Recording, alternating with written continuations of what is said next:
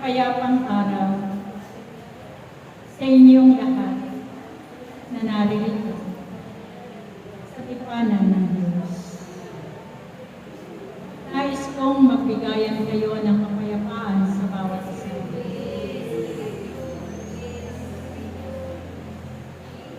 Ito aking mga anak, ang inyong mahal na ina, na muling nagpapasalamat sa inyong lahat.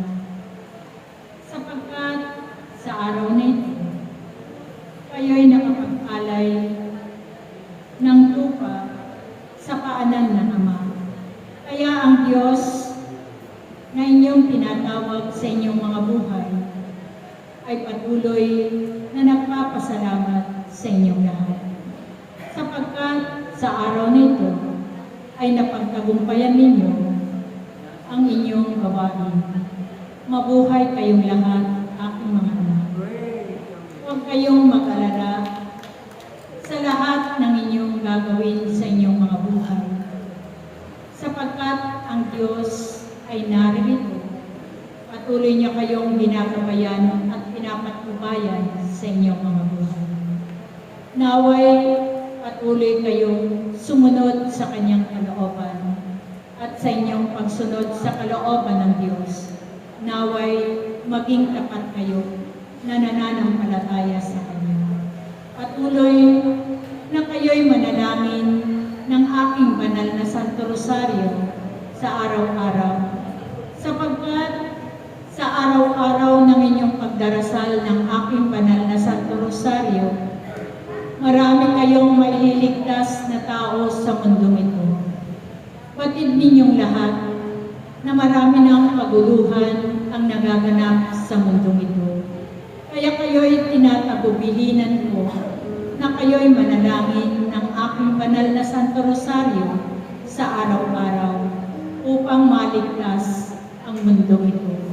Mapalad kayong lahat na kanyang hinirang sa kawan na ito, sapagkat kayo'y inawag ng Diyos. Kaya nawa, gampanan ninyo ang inyong mga tungkulin na iniatang ng Diyos sa bawat isa sa inyo. Patuloy na kayo'y mag-alay ng mga tupa sa paanan ng Diyos upang kayong lahat ay kanyang bibiyayaan ng gantimpala na nagmumula sa Diyos. Salamat sa inyong lahat na narito. Nawa, palagi ninyong tahakin ang tamang landas, matuwid na landas, upang hindi kayo mapahamak at hindi kayo maligaw. Patuloy na kayo'y sumunod, manampalataya at manalig sa Diyos, magtiwala sa Kanya habang kayo nabubuhay. Kaya aking mga anak na naririto, salamat sa inyong lahat, sapagkat kayo'y muling naririto sa araw ng tipanan ng Diyos. Salamat sa inyong lahat.